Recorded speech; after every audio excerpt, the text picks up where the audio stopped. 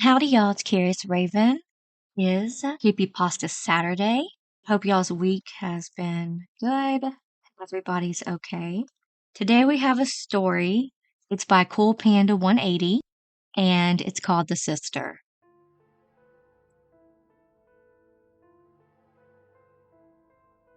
Okay, I'm going to be honest. I'm scared. Very, very scared.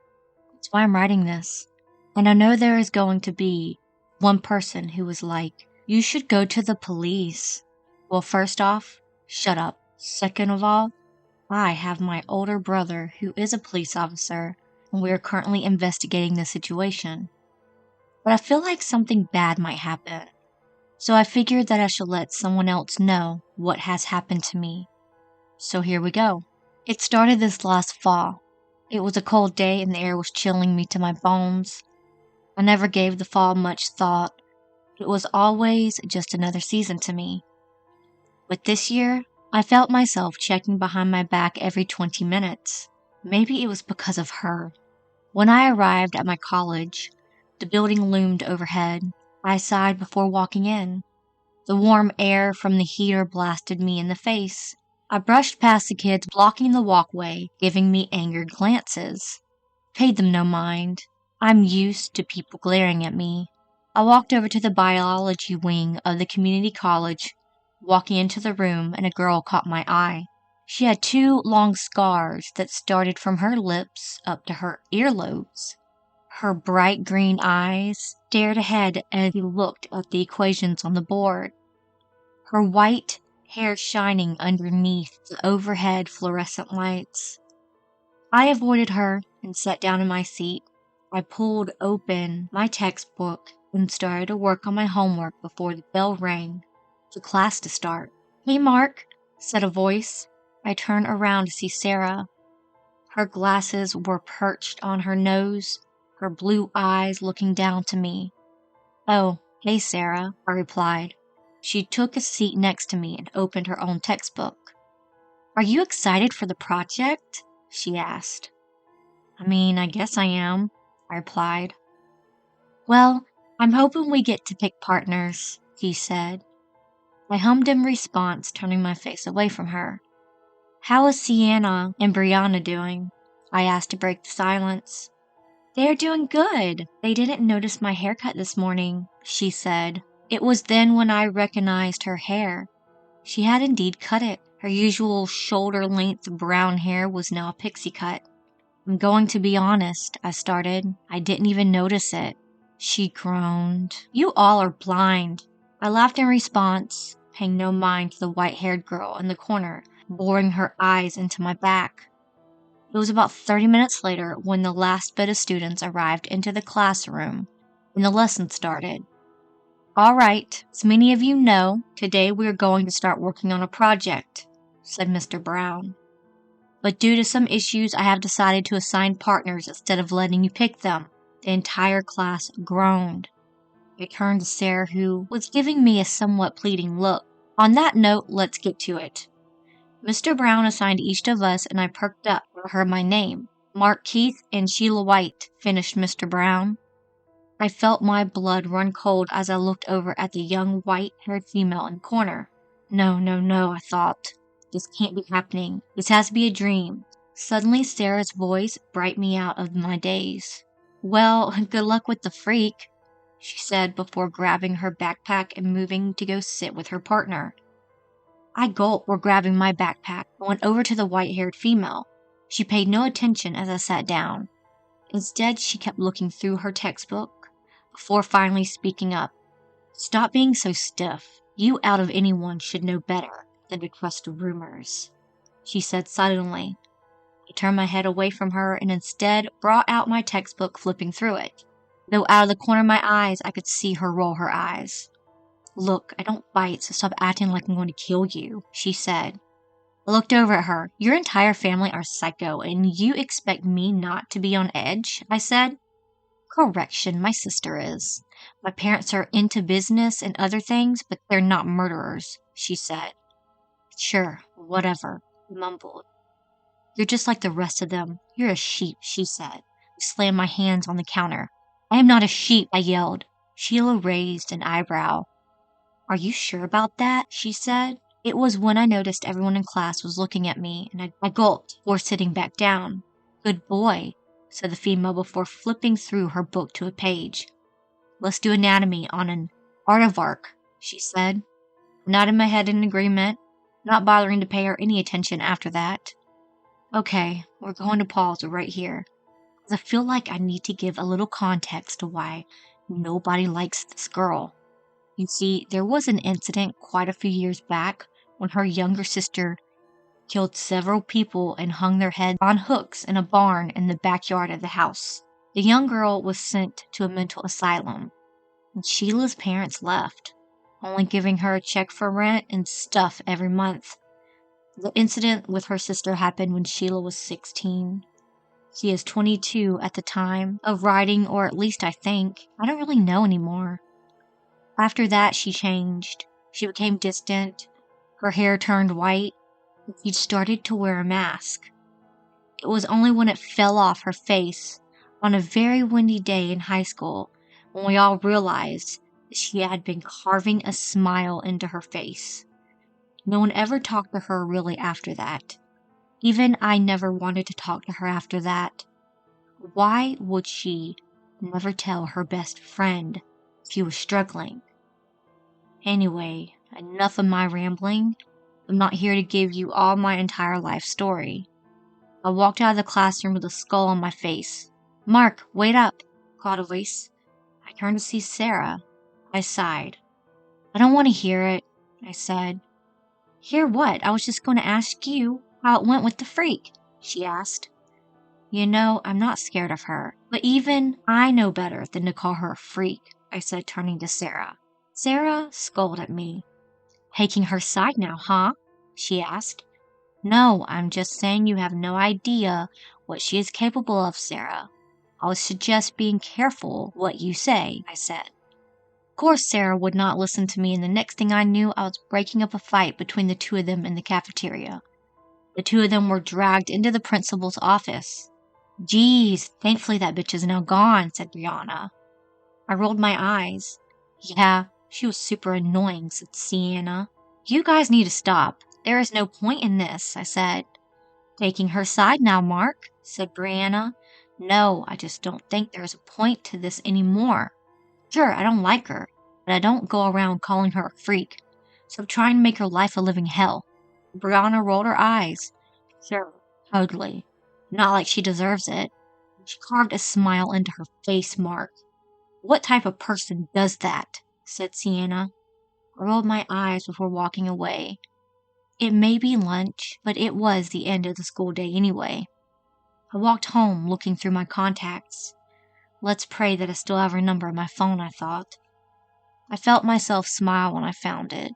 I clicked on messages, and an array of messages popped up, ranging from happy ones to ones when I remember her calling me in the middle of the night, crying due to her sister. I dropped her a quick message for a meetup before she very likely got suspended. I immediately got a response back with an address. I continued to walk home. A familiar feeling of being watched suddenly crept up my spine. Then suddenly there was a piercing feeling in my head. As the sound of static filled my head, I turned my head, my heart beating out of my chest. My breathing quickened as the edge of the forest standing by an abandoned play park was a tall figure. It wore a tuxedo and had paper white skin. The most noticeable thing was a lack of a face. I felt the fear crawl up on my spine as it seemingly stared at me before turning and walking away. I stood frozen before running as fast as I could to my house, which at this point was not too far.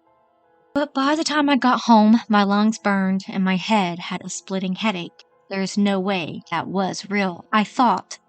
Scrambled through my drawers for a bottle of pills. I recognized the labels of my schizophrenia medication and swallowed the meds quickly before taking some ibuprofen. I could have sworn I took them earlier, I thought. I looked down at the pill back and realized that I hadn't. As I sat down by my bedstand, catching my breath, I felt my phone ding. I looked down to a text message from Sheila, telling me she was out of school and if they could meet up at her house to figure out the rest of the project. I sent her a quick text message before gathering my bearings and heading out the door. I opened it quickly before walking down the street. The feeling of being watched is still there. I think this is where we take another break. You see, I have schizophrenia, and I have had it since I was young. It developed when I was 15. It was also a vision type. Anyway, her house is large.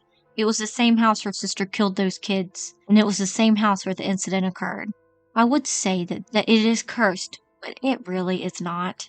Though, if I was the homeowner, I would never tell anyone what occurred in that house. Anyway, when I arrived, she opened the door and her signature frown still on her face. I stepped into the house. You already know where everything is. I'm not going to bother showing you around, she said. I nodded my head as she led the way to the library of her house. I walked in a large room with many books lining the shelves. I watched as she pulled down a few books. So since you act like a third grader, I brought down a few books that talked about aardvarks for their reading level. I rolled my eyes before grabbing a book and sat down reading it, writing down any interesting information I found. Before long, it was about 7 o'clock at night, I yawned. Hey Sheila, I'm going to get going, I said. I looked over at her head resting on a pillow, softly snoring. I quickly grabbed a blanket and threw it over her, making sure she was comfortable. I then quickly left her house and went home. I don't know what happened, but our relationship improved after that night. I noticed her smile more and be more talkative with me even after our project was done. We continued to hang out, and before long I stopped talking to Sarah. With my lead, Sheila seemed to form a little bit of a friend group of her own. Little did I know that actually being her friend again would be the worst decision that I have ever made. Sarah disappeared one day. She had an argument a few days prior about Sheila, and then she stormed off and I brushed it off. But it was weird for her to be gone for days straight. As I pondered this thought, I looked out the window and saw it again. A figure, my blood running cold. I felt my heart beat faster, threatening to break out of my chest. I turned my head quickly, but the figure would not let me. There was a sudden noise of static. I felt myself grip my head and scream suddenly. I heard a voice call out my name. Mark, Mark, said the voice. I brought my head up to the voice, and the static stopped. I then turned to look at the window, and the man was no longer there. I turned my head to the voice. Sheila sat with her eyes filled with worry. Are you okay? She asked. There was a man out there, I stammered out.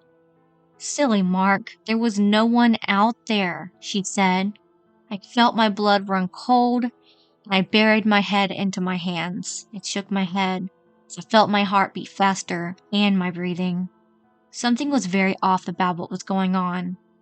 I stared at the female before grabbing my stuff and moving spots, brushing off her widening smile. A few days later, I felt really bad and decided to walk over to Sheila's house. I knocked on the door. There was nothing. I brushed it off and opened the door. The lights were off as I walked about, calling out the young female's name. But that was when I noticed it. A back door was open, just like the night that Sheila's sister was found. I felt the hairs on the back of my neck stand up, before I walked out to the back of the yard. There was a light coming from the red barn. I walked over to a crack and peeked in. Suddenly, though, my blood ran cold and my heart began to quicken. Brianna, Sienna, and Sarah, all strapped to chairs. Brianna's normally blonde hair was a now dark, dirty yellow. Her fingernails now gone. Sienna was left unscathed for the most part, and Sarah, her eyes were gone and each and every one of her nails were missing. She also looked like she had hot wax poured on her. But then there was another girl. She was at least 6'7". Her white hair was pulled back in a ponytail and her skin was paper white. She wore a long white tuxedo jacket with horizontal stripes on the sleeves. The sleeves covered her hands and she had a black undershirt and a black tie. She also had pencil skirts and black tights. But her most striking feature was her smile. The scar on her face stretched from her lips to her ears. It was Sheila. I felt the tears run down my face, but I couldn't take my eyes away from her. I felt like I was in a sort of a trance. "We're going to play a little game with you, too," she said suddenly. Sarah began to shake her head no. "No? Why not?" asked Sheila. Sarah whimpered. "I asked you a question," said Sheila as she stabbed a knife through Brianna's leg and the girl screamed. Sarah shook her head. "No." "Please stop," she whimpered. Sheila laughed, her eyes widening. "No," said Sheila, before stopping almost like she was thinking something. "Aw, but I don't want to. I was having fun." She suddenly said, "Well, you three, our fun is now over. My brother said I had to stop now," she said. "But he did say we could play one final game. Though I'm going to keep Sarah. She is too easy." "What is that supposed to mean, you fucking bitch?" screamed Brianna.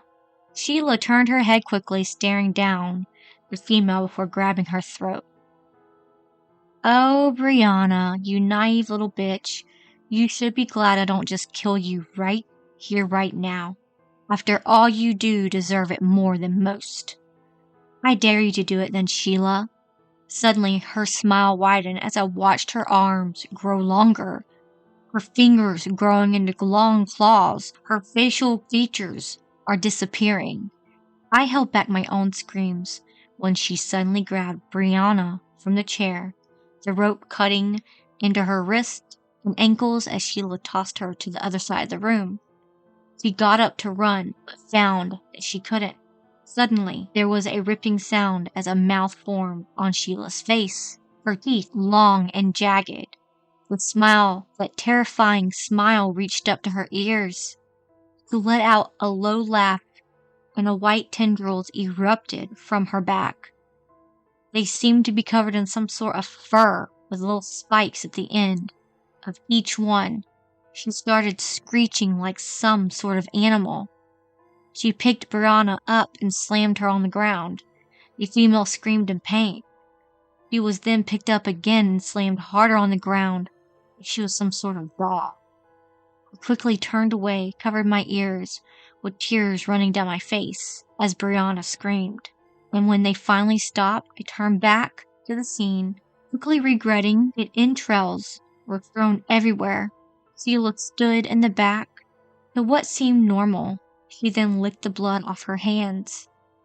"Now you two, do you guys have anything else to say?" Sienna quickly shook her head no. "Good. Sienna, what are you going to do?"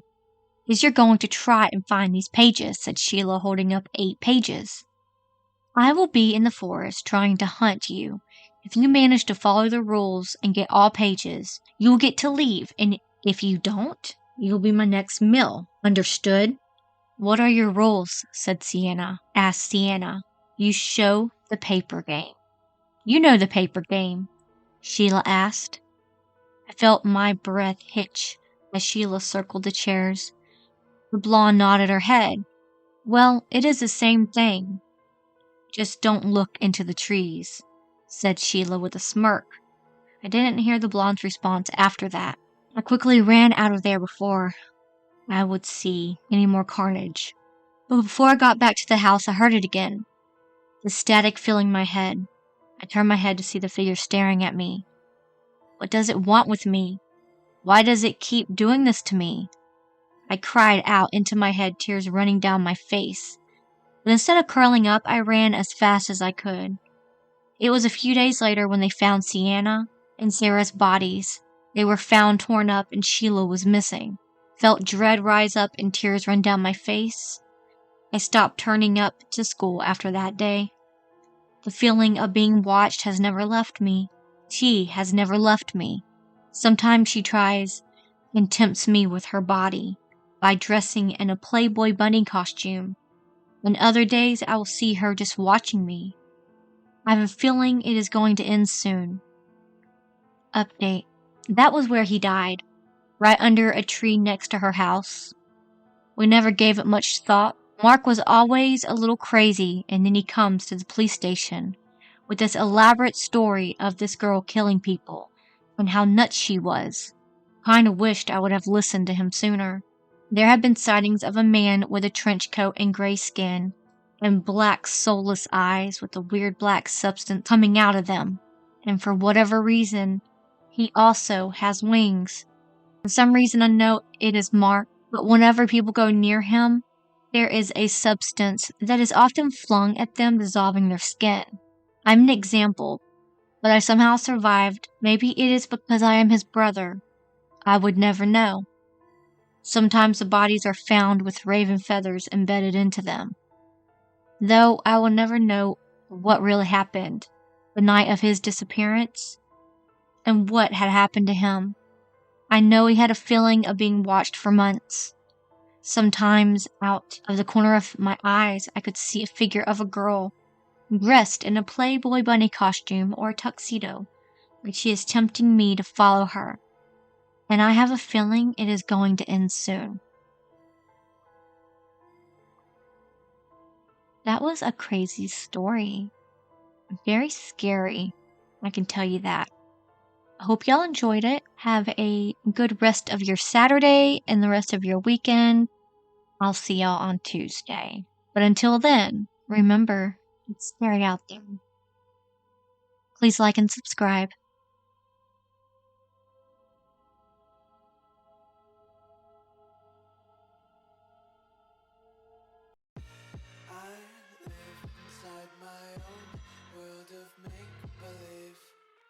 Kids screaming in the cradles, profanities.